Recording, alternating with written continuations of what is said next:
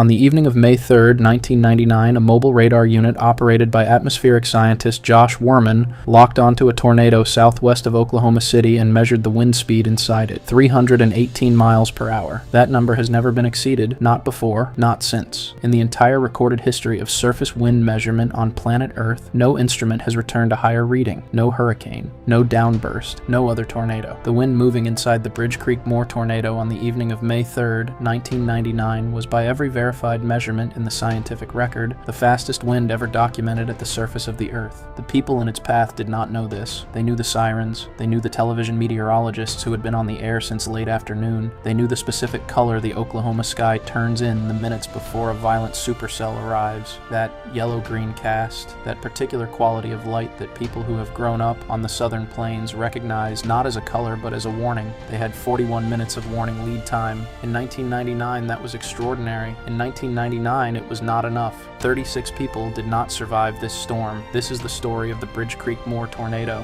The Storm Prediction Center in Norman, Oklahoma had been watching the setup for 2 days. The atmosphere over the southern plains on May 3, 1999 was primed in a way that forecasters described with a clinical precision that does not fully convey what they are actually seeing. A powerful upper-level jet positioned directly over Oklahoma, a dry line advancing eastward from the Texas Panhandle, surfaced dew points in the low to mid-70s across central Oklahoma. Moisture so dense that the air felt physical when you stepped into it. The convective available potential energy values recorded that afternoon were among the highest ever measured in the region. Forecasters at the SPC had been issuing tornado watches since mid-afternoon, watches that used language calibrated to their confidence level. This was not a marginal event. This was a day when the atmosphere was going to produce violent tornadoes over a populated metropolitan area, and the question was not whether but where and when. Gary England had been the chief meteorologist at KWTV in Oklahoma City for more than 2 decades. He was, by 1999, something more than a television meteorologist in the traditional sense. He was the voice that Oklahoma City households oriented toward when the weather turned serious, the figure that parents pointed to on the television screen when the sky outside changed. England had begun warning viewers about the developing outbreak in the early afternoon hours. By late afternoon, he and his colleague Mike Morgan were tracking multiple supercells simultaneously, calling out counties and communities in the path of each storm in the methodical, escalating cadence of meteorologists who understand that the words they choose in the next several hours will determine whether people survive.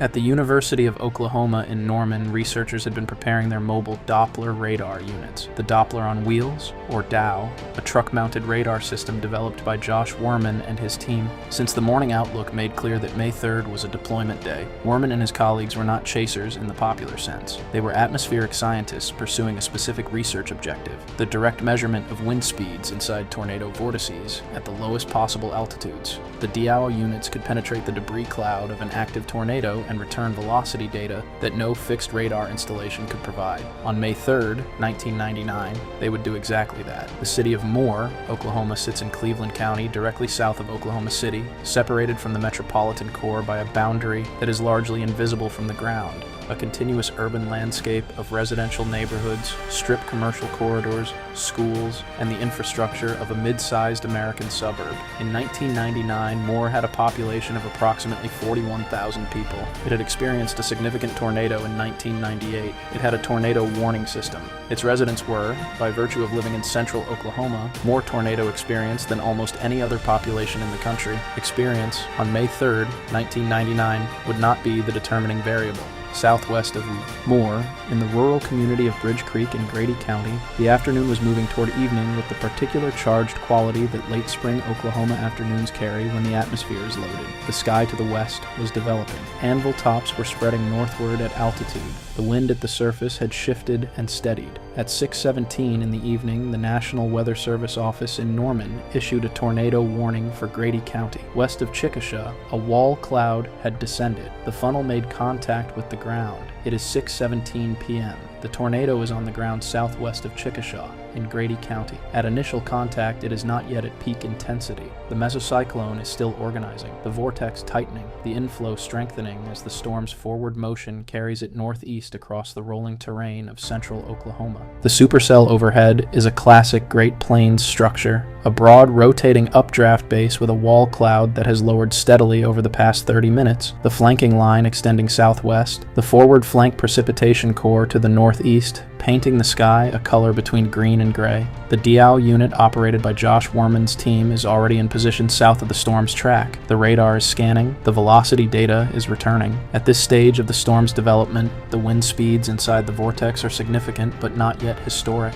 That will change. The tornado moves northeast through the rural sections of Grady County. The terrain here is open, short grass prairie interrupted by farmsteads and the occasional creek drainage lined with blackjacks and post oaks. The structures it encounters are rural residences and farm outbuildings, isolated enough that the human toll in this segment of the path is limited, though not absent. The ground is scoured in the vortex's core. Red Oklahoma clay, stripped from the surface and suspended in the debris cloud, giving the base of the tornado a reddish-brown cast that witnesses along the path describe as looking like the earth itself being consumed. The storm is intensifying. It is approaching 6:45 p.m. The tornado is entering the community of Bridge Creek. Bridge Creek is a small, semi-rural community in Grady County, not an incorporated town with a city grid, but a scatter of homes and farms along county roads that converge near a school and a few commercial structures. The families here are not suburban commuters. They are people who have chosen, or whose families chose generations ago, to live in the open country south of Oklahoma City, in the kind of landscape where you can see the weather building for an hour before it arrives. On this evening, they cannot see it for an hour. It is already here. The tornado that crosses Bridge Creek is, at this moment, near or at its maximum intensity. The Dow radar is scanning its base from a position that Wurman and his team have repositioned to maintain safe distance while maximizing data return. The velocity data coming off the vortex is unlike anything the instrument has returned before. The numbers are being recorded in real time by researchers who understand, in the moment they are seeing them, that they are looking at something the scientific record has not previously contained: 318 miles per hour. At Bridge Creek, the damage is total. Well-constructed frame homes are removed from their foundations in the manner that F5 damage surveys document with the forensic language of structural engineering. Sill plates separated from foundations, floor systems lifted and carried, foundation anchor bolts found bent at the base of otherwise empty slabs. Trees in the creek bottoms are stripped of bark and branches, and in some cases removed to root depth, the soil around them excavated by the vortex passage. A school building in the community's path suffers catastrophic structural failure. Walls collapsed inward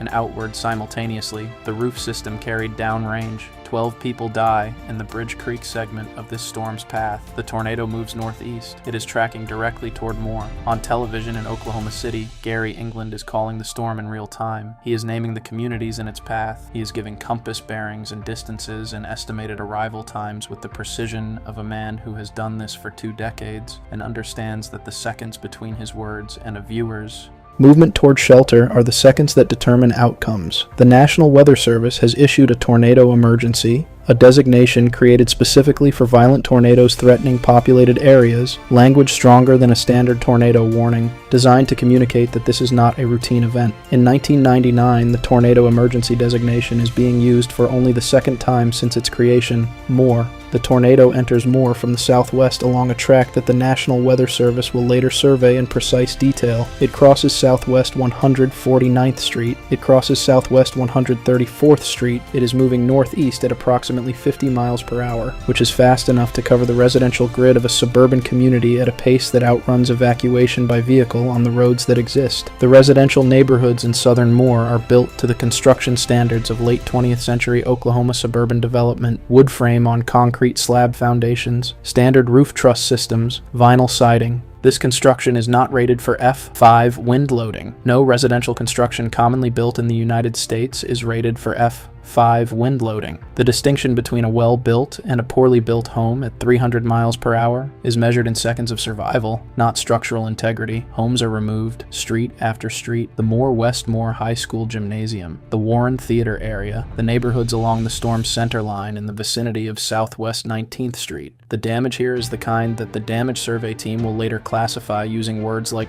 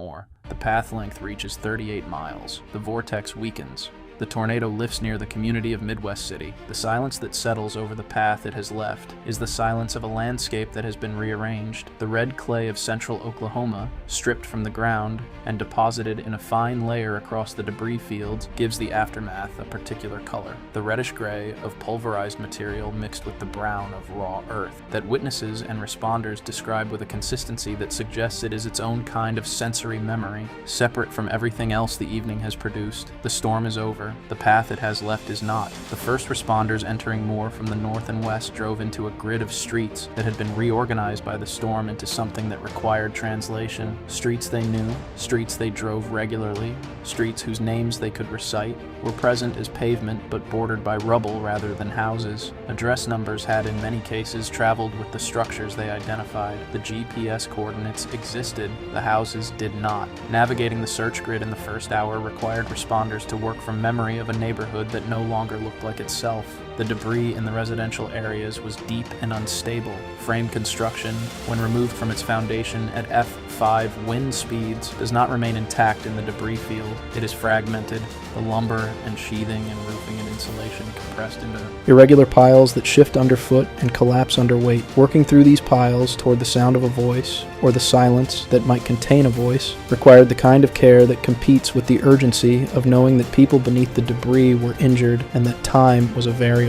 Dogs were brought in from neighboring counties before midnight. Search teams worked in the red glow of portable lights set up at the margins of the debris fields, the generators running loud against the quiet that the storm had left. Survivors emerged from the places where the storm had not found them in precisely the ways it found everyone else. From below-ground shelter in the few homes that had it, from bathtubs and closets where walls had somehow remained partially standing, from vehicles that had been carried and deposited without killing the people inside. Some emerged walking, some were carried, some called out from beneath debris that searchers reached them through slowly and with great care. The smell that responders described was the specific compound of a tornado's aftermath: raw lumber, natural gas from broken lines, the iron smell of wet red clay exposed by ground scouring, the particular odor of household contents, food, cleaning products, fabric, insulation, mixed together in the open air. It is a smell that those who work the debris fields describe as permanently associated with that night, a sensory anchor that does not fade with time. 36 people did not come out of the debris fields alive. Their recovery, the careful, deliberate work of locating each person, of notifying each family, was conducted in the hours and days that followed by people who were themselves members of the community that had been struck.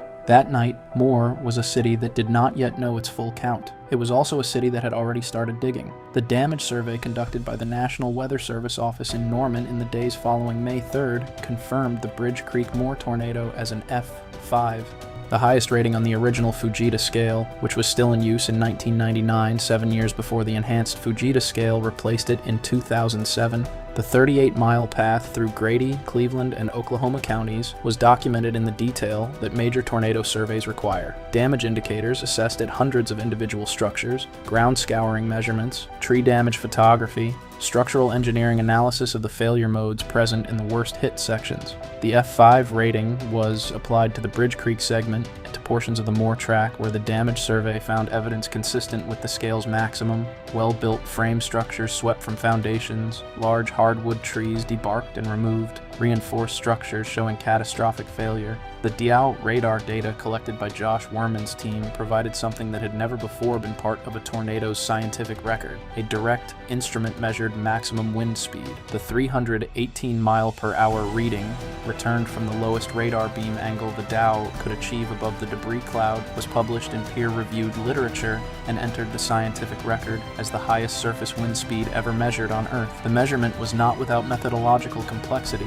The beam was sampling a portion of the vortex rather than a point measurement, and the exact altitude of the sample was subject to geometric uncertainty, but the scientific community accepted the data as representing a genuine measurement of extraordinary wind loading within the vortex, and it remains in the record as the benchmark against which all subsequent extreme wind measurements measurements are compared. The May 3rd, 1999 outbreak killed 46 people across Oklahoma, 36 in the Bridge Creek Moore tornado alone, and caused an estimated $1 billion in damage across the Oklahoma City metropolitan area. It was, at the time, the costliest tornado event in Oklahoma history. The rebuilding of Moore began almost immediately with the organized urgency that characterizes recovery in communities where the severe weather threat is understood as permanent rather than exceptional. Moore did not rebuild and then prepare. It rebuilt while preparing, and the preparation took a specific form that the May 3rd event accelerated. The state of Oklahoma increased funding for community storm shelter programs in the years following the outbreak. The construction of below-ground safe rooms in residential properties in the OKC metro area expanded substantially, driven partly by state incentive programs and partly by the lived experience of a metropolitan population that had watched an F5 track through a major suburb on live television. The research conducted by Wurman's team and by University of Oklahoma scientists using data from May 3rd contributed directly to improvements in the understanding of tornado vortex structure at low altitudes, the portion of the storm closest to the ground, where wind loading on structures actually occurs and where fixed radar installations cannot provide reliable velocity data. That research shaped the design of subsequent mobile radar deployments, the protocols for close-range tornado sampling, and the scientific understanding of the wind speed gradients that determine damage intensity across a path. The enhanced Fujita scale, adopted in 2007, incorporated lessons from May 3rd and the years of research it generated.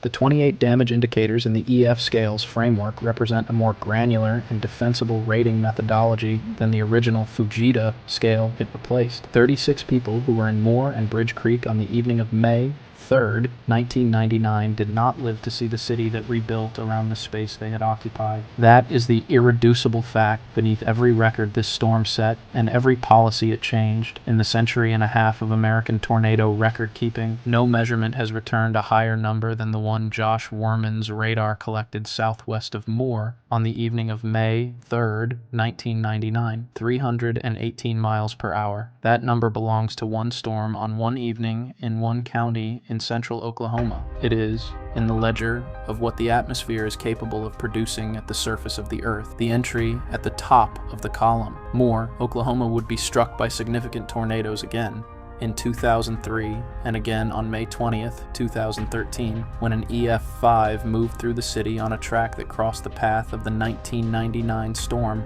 passing directly over a school. The 2013 tornado killed 24 people. It set its own records. It generated its own damage surveys, its own research, its own policy responses. Moore is not a city that the atmosphere has been done with. It is a city that has chosen to remain, knowing that the Bridge Creek Moore tornado of May 3rd, 1999 set the highest wind speed ever recorded on the surface of the Earth. It killed 36 people. It became the scientific benchmark against which every subsequent violent tornado is measured. The record is held for 25 years, somewhere in the atmosphere over the southern plains, on a spring afternoon not yet arrived. The conditions are taking shape that will determine how much longer it holds.